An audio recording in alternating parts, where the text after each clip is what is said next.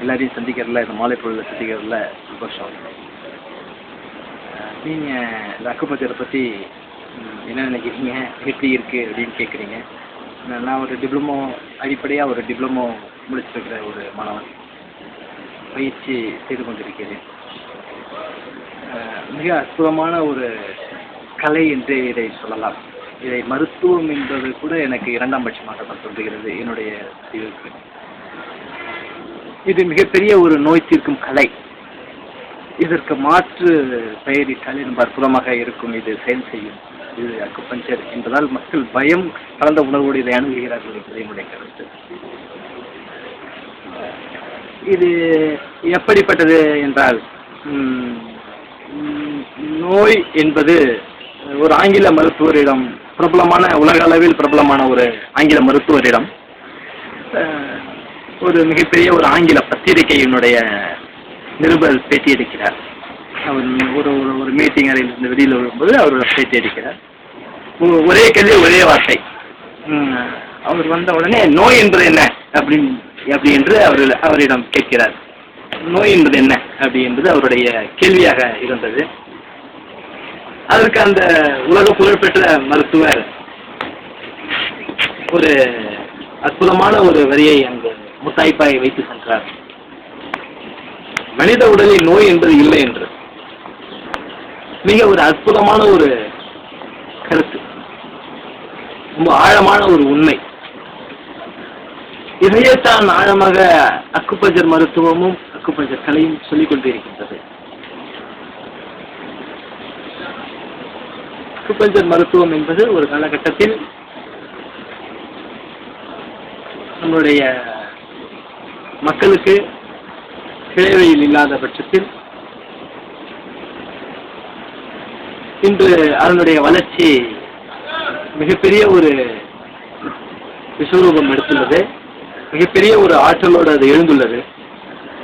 இது மக்களை ஆரோக்கியத்தின் பக்கம் அது ஈர்த்தே தீரும். மிகப்பெரிய ஒரு மருத்துவ புரட்சியை அக்குபஞ்சர் மருத்துவம் நிகழ்த்த உள்ளது.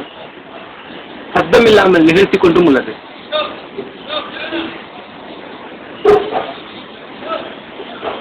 ஆங்கில மருத்துவமோ, மாற்று மருத்துவமோ, மற்ற மருத்துவமோ, எந்த விதத்தில் மருத்துவம் என்று சொன்னாலும் நோய்க்கு பெயரிடுவதும், நோய்க்கு காலக்கெடு கொடுப்பதும், உயிருக்கு காலக்கெடு கொடுப்பதும் மருத்துவ நிலையாக உள்ளது. இந்த அக்குபஞ்சர் என்ற ஒரு மருத்துவ கலையில் மட்டுமே காலமே கிடையாது. இது அக்குபஞ்சர் மருத்துவத்தில் காலை வைத்து வெற்றி அடைந்த, உடலை ஆரோக்கியமாக வைத்துக் கொண்டவர்கள் இதற்கு சாட்சி. லட்சோப லட்ச மக்கள் இன்று மருத்துவ உலகிலே ஆங்கில மருத்துவங்கள் கண்டுவிட்டு, எத்தனையோ மருத்துவங்கள் சென்றுவிட்டு, இயலாத நிலையில் அக்குபஞ்சர் நிலைக்கு வந்து வெற்றி அடைந்தவர் வாழ்ந்து கொண்டிருக்கிறார்கள். இதற்கு இதுவே சான்று. இப்படிப்பட்ட மிக அற்புதமான இந்த கலை ஒரு சில ஹீலர்ஸ் அமைப்பு இது ஒவ்வொரு வீட்லேயுமே ஒவ்வொரு மருத்துவர் இருக்கணும் அப்படின்னு சொல்லி விரும்புகிறாங்க. என்னுடைய தாழ்மையான கருத்து என்ன அப்படின்னு கேட்டீங்கன்னாக்கா, ஒவ்வொரு மனிதனுமே அக்குபஞ்சர் பற்றி தெரிஞ்சிருக்கணும், உடலை பற்றி தெரிஞ்சிருக்கணும். ஒரு ஆங்கில பழமொழி ஒன்று உண்டு, 40 வயதில் ஒரு மனிதன் உடலை அறிந்துவிட்டால் அவன் மருத்துவர். 40 வயதாகியும் ஒருவன் உடலை அறியவில்லை என்றால் அவன் நோயாளி. இது போன்ற மிக அற்புதமான வரிகள் நம்முடைய அறிஞர்களும் முன்னோர்களும் நமக்கு முன்னே எடுத்து வைத்து சிந்திக்கிறார்கள். இருப்பினும் நாம் நம்மளுடைய விழிப்பற்ற நிலையிலே உடல் நோய் என்றால் ஆங்கில மருத்துவம் பக்கம் சென்று விடுகிறோம். மற்ற நம்மளது உடலே நம்மை சீரமைத்துக் கொள்ளும், அந்த உடலுக்கு நம்ம உறுதுணையா இருந்தால் போதும் என்ற ஒரு விழிப்பு நிலை இல்லை.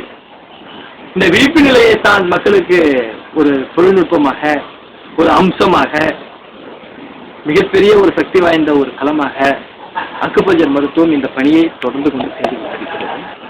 மிகப்பெரிய வல்லுநர்கள் தமிழகத்தில் சிறந்தோங்கிக் கொண்டிருக்கிறார்கள்.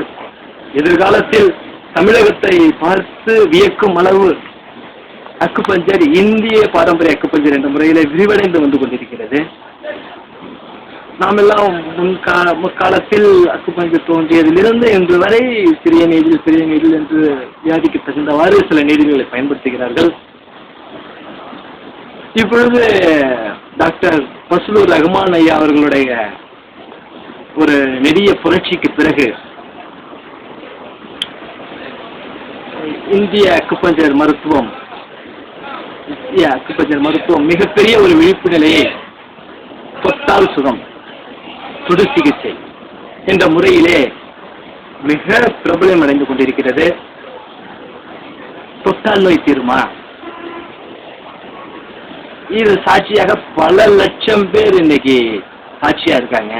தொட்டால் குணமாகி இது போன்ற மிக உயர்ந்த ஒரு மருத்துவ உயிர் பெற்று எழ வேண்டும் என்றால் மக்கள் அதற்கு போதுமான ஆக்கமும் ஊக்கமும் தர வேண்டும்.